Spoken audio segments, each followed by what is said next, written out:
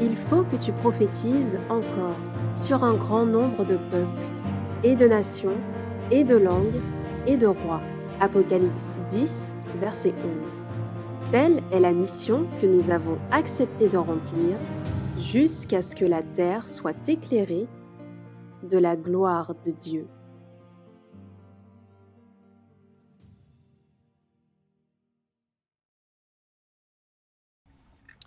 À nouveau, bonsoir à toutes et à tous et bienvenue pour cette deuxième partie de notre quatrième soir sur le message des trois anges. Et nous allons, durant cette deuxième partie, considérer comment sortir de Babylone. Mais avant de ce faire, je vous inviterai à pouvoir vous prosterner avec moi là où c'est possible et pour prier le Seigneur. Et prions ensemble. Notre Dieu, notre Père céleste, merci de continuer à être avec nous alors que nous allons continuer à ouvrir ta parole de manière à pouvoir comprendre comment sortir de Babylone, comment sortir de l'apostasie des églises qui enseignent l'erreur. Et bénis chacun d'entre nous, Père céleste, et nous t'en prions au nom et par les mérites de Jésus. Amen.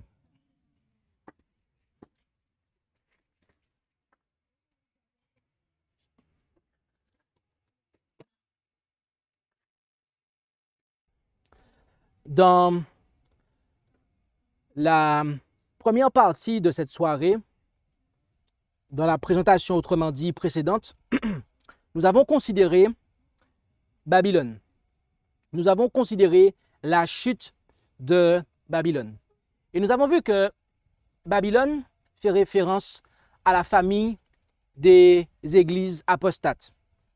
Nous avons vu que la mère, l'Église catholique romaine, est tombée il y a plusieurs siècles de cela et que durant le courant des années 1800, suite à la proclamation de l'évangile éternel, de la vérité pour notre temps, les églises protestantes ayant refusé ce message, Dieu a envoyé une deuxième proclamation pour signaler que ces églises étaient tombées.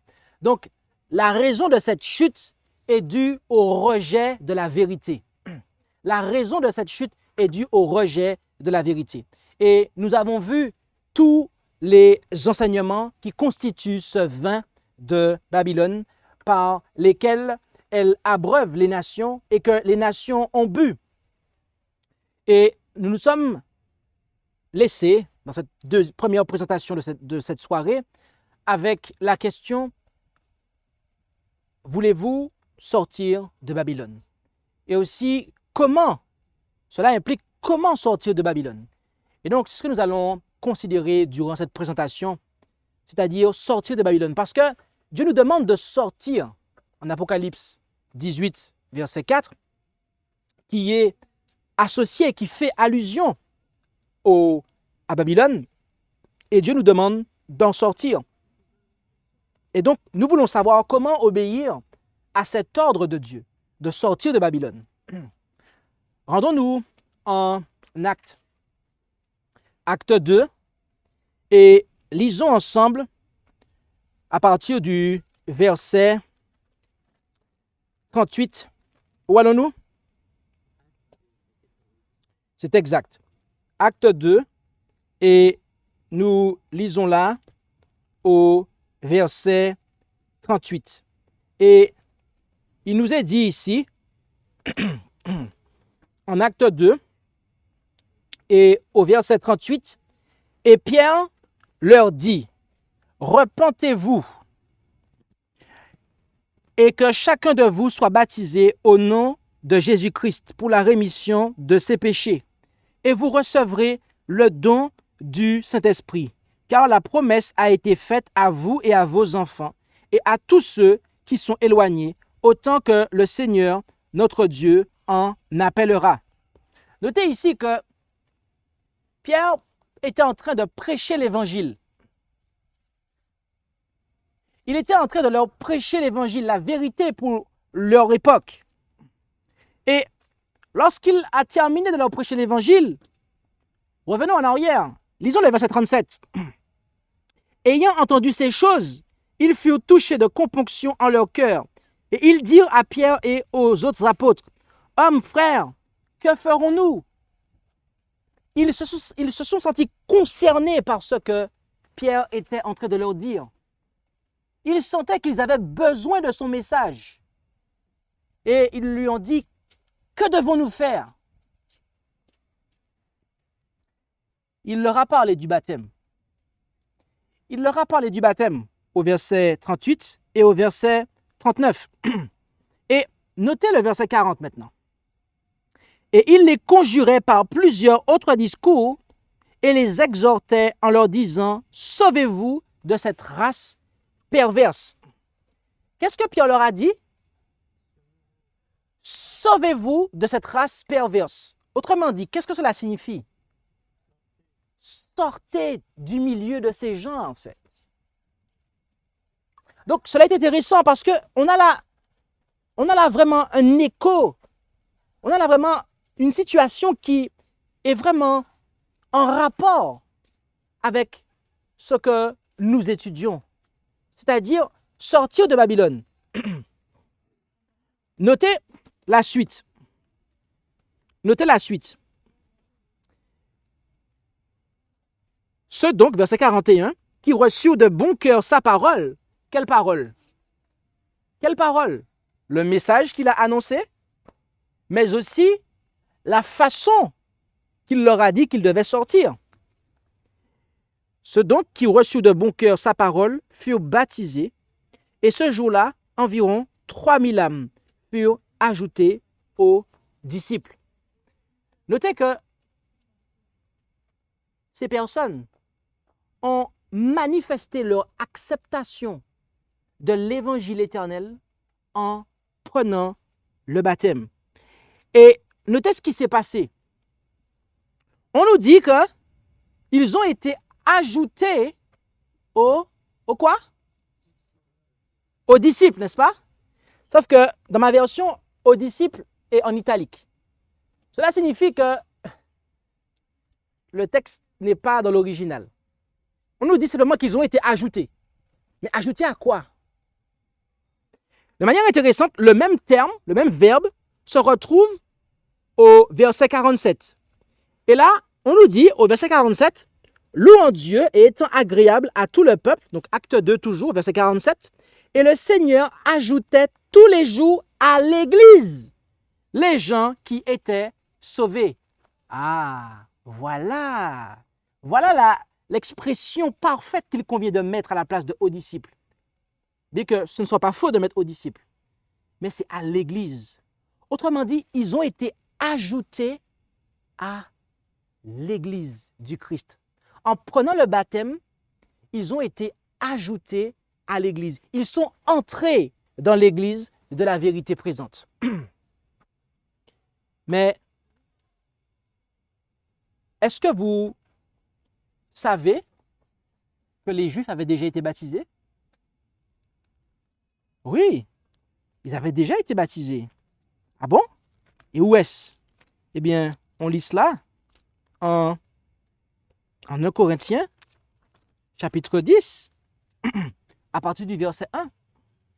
En effet, frères, je ne veux pas que vous ignoriez que nos pères ont tous été sous la nuée et qu'ils ont tous passé au travers de la mer et qu'ils ont tous été baptisés en Moïse dans la nuée et dans la mer, etc., etc. Donc, la nation d'Israël avait été baptisés en ce qu'ils étaient passés à sec dans la mer Rouge en fait. Ils étaient passés à sec et en ce sens-là, ils avaient été baptisés, ils avaient été submergés par les eaux. Tout comme ce fut le cas pour Noé en fait, lorsqu'ils étaient dans l'arche. Cela était un symbole du baptême. Mais notez qu'après, il y a eu de l'apostasie qui est entrée en Israël. Il y a eu de l'idolâtrie.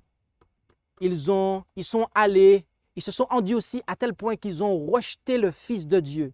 ils ont rejeté celui qui est le chemin, la vérité et la vie. La vérité s'est présentée à eux et ils l'ont rejetée en la crucifiant, en fait. Et dès ce moment-là, en fait, la prédication qui leur convenait était celle de l'évangile éternel. Et lorsqu'ils devaient accepter la vérité, les apôtres leur disaient, soyez baptisés pour la rémission de vos péchés. En 1 Corinthiens, chapitre 12, verset 13. 1 Corinthiens, chapitre 12, verset 13. Il nous est dit, car nous avons tous été baptisés par un même esprit pour être un seul corps, soit juifs, soit grecs, soit esclaves, soit libres, et nous avons tous été abreuvés d'un même esprit. Nous voyons par ce texte-là et par les textes que nous avons lus que le baptême est véritablement une porte d'entrée dans la vérité pour notre temps. Normalement, par le baptême, les chrétiens rejoignent le seul corps et deviennent membres de la communauté de la foi. Sauf que, comme on l'a vu, les églises apostates, les églises de Babylone, elles enseignent un évangile corrompu. Et elles aussi, elles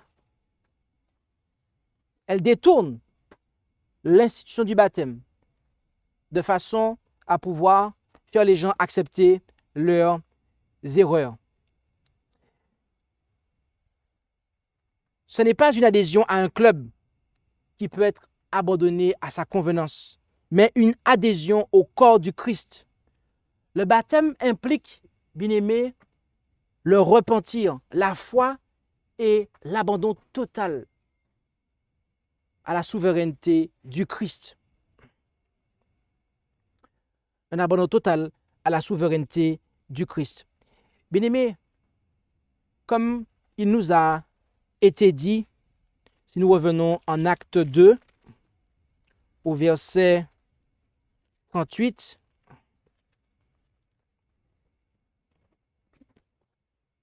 repentez-vous et que chacun de vous soit baptisé au nom de Jésus-Christ pour la rémission de ses péchés. Au chapitre 3 et au verset 19, il leur a dit, repentez-vous donc et vous convertissez afin que vos péchés soient effacés, afin que des temps de rafraîchissement viennent de la part du Seigneur et qu'il vous envoie celui qui vous a été annoncé auparavant, le Christ Jésus. Afin que quoi? Qu'est-ce qui va se passer quand on va prendre le baptême? Qu'est-ce qu'il est dit en Acte 3, versets 19 et 20? Afin que quoi? Afin que vos péchés soient effacés. Hier, nous avons étudié quoi? Notamment, on a étudié quoi? En deuxième partie de la soirée? L'aspect du jugement, n'est-ce pas? Et qu'est-ce qui se passe? Nous avons vu quoi, en fait? Que lorsque nos péchés, ils sont où? Ils sont inscrits où, en fait? Ils sont notés dans les livres des cieux. Il y a un ange qui enregistre chacun de nos péchés, en fait. Et nous avons vu que ces péchés, ils doivent être effacés avant que Jésus-Christ termine son sacerdoce, avant qu'il termine l'œuvre d'expiation pour nous, en fait. Or, nous sommes appelés à nous repentir. Nous sommes appelés à nous repentir de nos péchés personnels que nous avons commis en privé, mais aussi en public, de tous nos péchés. Et nous sommes appelés aussi à sortir de Babylone. Parce que si nous restons là où il y a l'apostasie, si nous restons membres de là où l'hérésie est enseignée, eh bien, nous péchons en fait. Et cela est noté.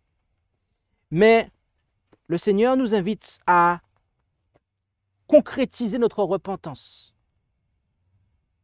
le fait de se détourner du péché. Il nous invite à pouvoir être baptisés afin que, eh bien, nous puissions prendre cet engagement envers la vérité et aussi afin que nos péchés soient effacés. Afin que nos péchés soient effacés.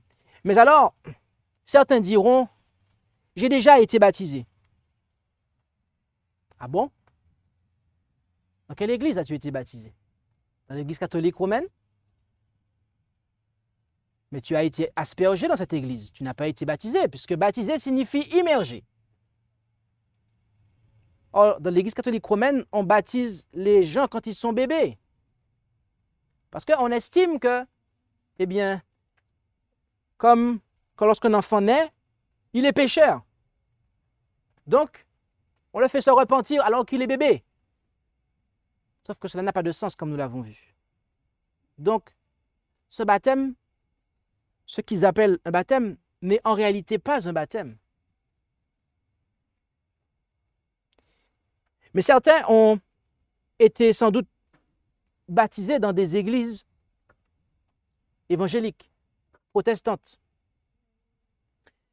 Certains ont peut-être même été baptisés dans une église qui observe le sabbat du 7e jour et qui prétend être l'église du reste. Alors que toutes ces églises enseignent la Trinité, erreur fondamentale qui nous fait transgresser les 2 premiers commandements.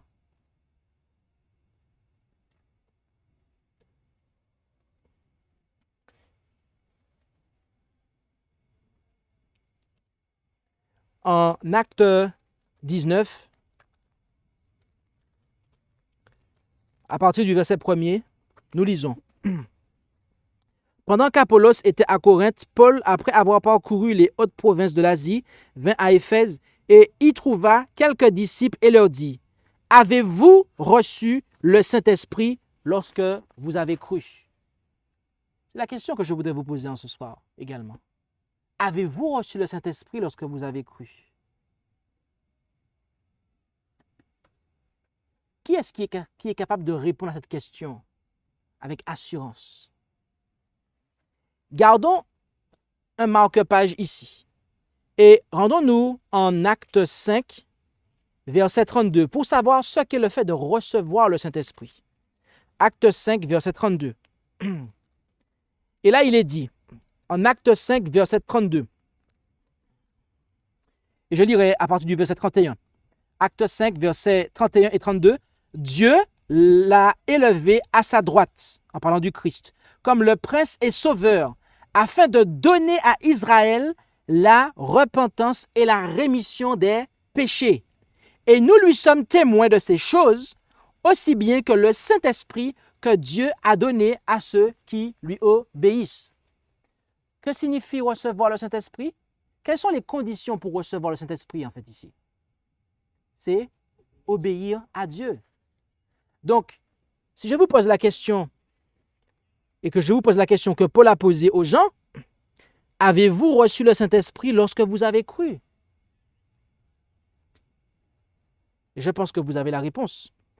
Ils lui répondirent, nous n'avons pas même entendu dire qu'il y ait un Saint-Esprit. Et il leur dit, quel baptême avez-vous donc reçu? Ils répondirent, le baptême de Jean. Ces gens avaient déjà été baptisés par Jean. Jean ne baptisait pas les bébés. Jean baptisait les adultes. Il les baptisait pour marquer leur repentance. Notez que Jésus lui-même a été baptisé par Jean. L'une des raisons pour lesquelles Jésus a été baptisé, c'était pour confirmer le ministère de Jean-Baptiste. Mais notez ce que l'apôtre leur a dit. Alors, Paul leur dit, « Il est vrai que Jean a baptisé du baptême de la repentance, en disant au peuple de croire en celui qui venait après lui, c'est-à-dire au Christ Jésus. Ce qu'ayant entendu, ils furent baptisés au nom du Seigneur Jésus. » Notez que, oui, ces personnes qui avaient déjà été baptisées par Jean, elles ont été baptisées au nom du Seigneur Jésus. Bien-aimés, lorsque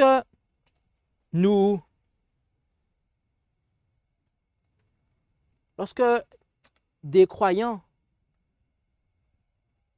se font baptiser dans les églises protestantes, dans les églises que Dieu appelle les églises de Babylone, et ce, en raison de leurs faux enseignements.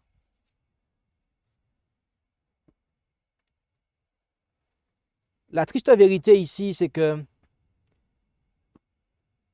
l'esprit n'est pas accordé, parce que l'esprit est donné à ceux qui lui obéissent. Or, dans les églises de Babylone, en fait, vous n'entrez pas au service de Dieu, puisque vous acceptez des erreurs, vous acceptez des hérésies que l'évangile éternel dénonce au profit de la vérité qu'elle nous présente. Et donc, le Seigneur nous informe de ces choses. Il nous présente cela. Au travers du baptême, certains sont entrés dans les églises de Babylone. Mais Dieu nous appelle à en sortir. Il nous appelle à sortir de Babylone, de peur que, participant à ses péchés, vous n'ayez aussi part à ses plaies. Et certains pourraient dire, oui, mais j'ai été baptisé dans l'observation de la loi de Dieu. Oui, j'ai été baptisé dans l'observation du sabbat. La question que je poserais, c'est, as-tu été baptisé dans toute l'observation de la loi de Dieu? Et là-dessus, j'aimerais vous inviter à lire avec moi ce qu'on peut trouver en Jacques. Rendons-nous en Jacques. Jacques.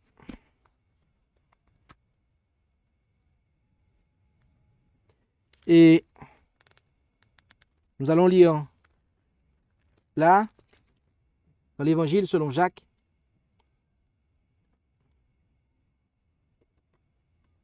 au chapitre de l'épître de Jacques, chapitre 2 et au verset 10. Jacques 2, verset 10. Et là, nous lisons en Jacques 2, au verset 10. Car quiconque aura observé toute la loi, s'il vient à pécher dans un seul point, devient coupable de tous. En effet, celui qui dit « tu ne commettras point d'adultère » a dit aussi « tu ne tueras point ». Or, si tu ne commets point d'adultère, mais que tu tues, tu es transgresseur de la loi. Certains ont été baptisés dans l'observation du sabbat. Mais à côté de cela, ils ont adoré une idole.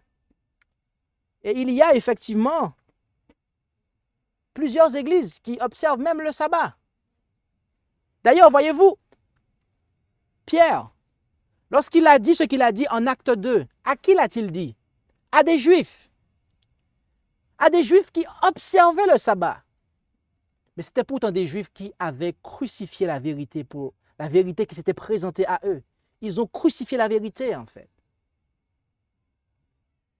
Il faut comprendre que les gens qui ont crucifié le Christ, qui l'ont fait mettre à mort, c'était des observateurs du sabbat, en fait. Bien-aimés, aujourd'hui, il en est de même. Parmi les églises de Babylone, vous avez des églises, je dis des parce qu'il n'y en a pas qu'une seule, qui observent le sabbat, mais qui, à côté de ça, transgressent la loi en ce qu'ils adorent une idole.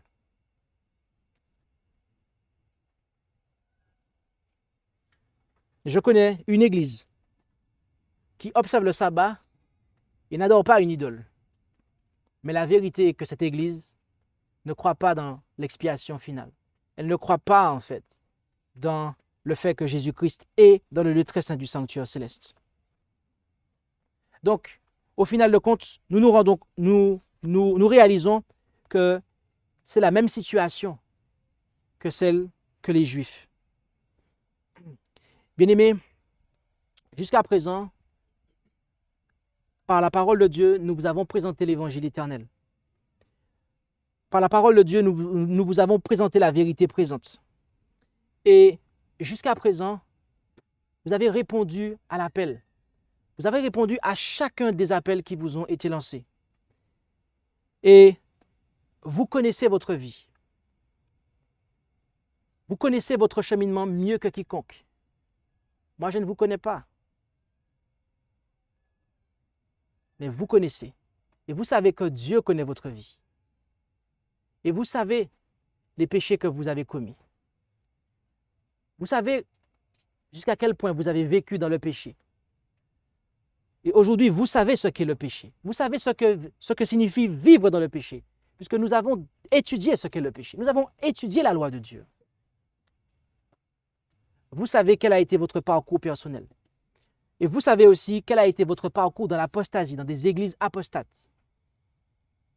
Ainsi, de par votre expérience personnelle, mais aussi de par votre parcours spirituel,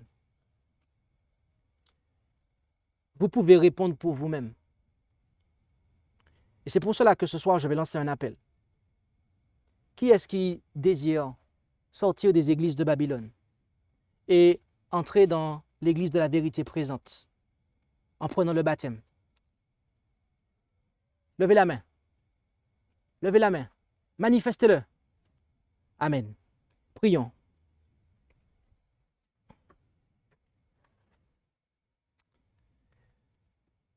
Notre Dieu, notre Père céleste, merci pour ce privilège que tu nous accordes de pouvoir comprendre ces choses. Merci pour ton amour, car en Jésus-Christ, tu viens nous chercher pour que nous soyons lavés et purifiés de nos péchés. Et Père céleste, tu nous envoies ce message afin que nous puissions être de véritables adorateurs, de sorte que nous ne soyons plus dans Babylone, mais qu'au contraire, que nous soyons à toi et à toi seul. Et Père céleste, tu vois l'appel qui a été lancé, et tu vois les mains qui ont été levées, le désir qui a été manifesté de pouvoir te servir. Alors Père céleste, je te prie de bien vouloir affermir cette décision, de sorte qu'elle puisse être scellée lorsque le moment viendra après-demain. Merci pour tout ce que tu fais pour nous, Père céleste, et nous t'en prions au nom et par les mérites de Jésus. Amen.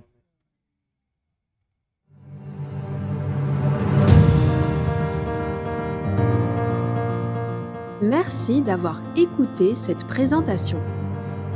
Si vous souhaitez prendre part à la mission que Jésus-Christ confia à notre Église, contactez-nous via les coordonnées présentes sur la page à propos de notre chaîne YouTube.